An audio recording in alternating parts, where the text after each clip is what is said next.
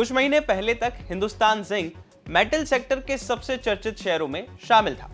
Share ने जनवरी 2026 में 732 रुपए का रिकॉर्ड हाई बनाया था, लेकिन अब हालात बदल चुके हैं। शेयर में कमजोरी दिख रही है।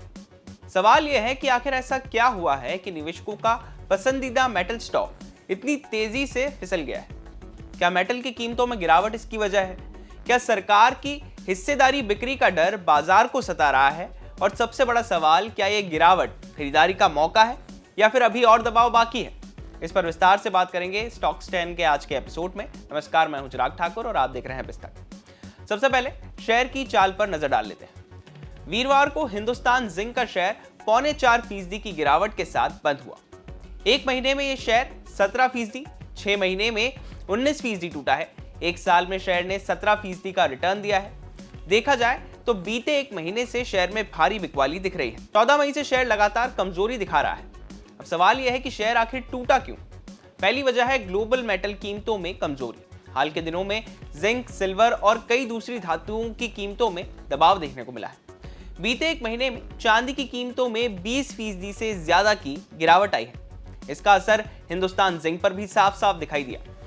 दूसरी वजह है सरकार की संभावित हिस्सेदारी बिक्री की खबरें। हाल ही में रिपोर्ट्स आई थी कि सरकार हिंदुस्तान जिंक में अपनी करीब 2% हिस्सेदारी बेच सकती है।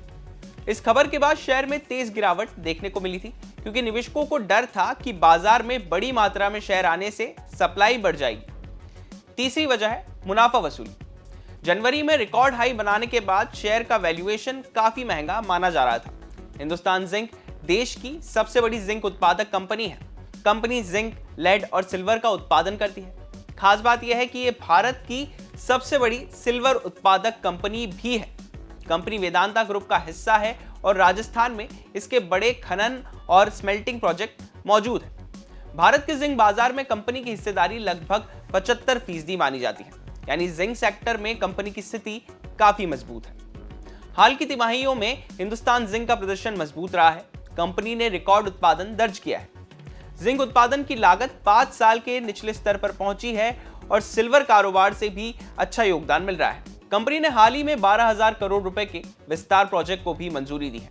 इसका मकसद उत्पादन क्षमता को बढ़ाना और आने वाले वर्षों में मांग को पूरा करना है।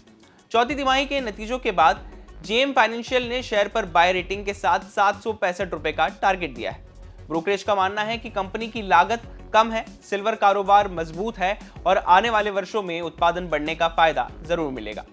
हालांकि मोतीलाल ओसवाल थोड़ा सतर्क नजर आता है। यहाँ पर ब्रोकरेज ने न्यूट्रल रेटिंग के साथ 630 रुपए का लक्ष्य दिया है। उसका कहना है कि कंपनी का कारोबार मजबूत है, लेकिन मौजूदा वैल्यूएशन में काफी पॉजिटिव बातें पहले से शामिल है।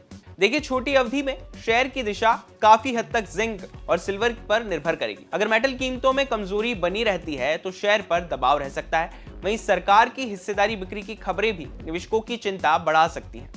लेकिन लंबी अवधि की तस्वीर देखें तो कंपनी की बाजार में मजबूत पकड़ है, लागत कम है, सिल्वर कारोबार तेजी से बढ़ रहा है और उत्पादन क्षमता बढ़ाने के लिए बड़े निवेश किए जा रहे हैं। यही वजह है कि कई ब्रोकरेजेस अब भी शेयर पर सकारात्मक नजरिया रखते हैं। हिंदुस्तान जिंक का शेयर पिछले एक महीने में जरूर बुरी तरह से टूटा है, लेकिन कंपनी के फंडामेंटल्स अभी भी मजबूत दिखाई देते हैं। अब नजर रहेगी मेटल कीमतों, सरकारी हिस्सेदारी बिक्री और कंपनी के विस्तार प्रोजेक्ट्स पर। यह खबर हमने आपकी जानकारी के लिए तैयार की है। अगर आपको किसी भी शेयर में निवेश करना हो तो अपने निवेश सलाहकार की राय जरूर लें। स्टॉक्स 10 के आज के एपिसोड में बस इतना ही। बिजनेस से जुड़ी बाकी तमाम खबरों के लिए आप देखते रहिए बिस्तक।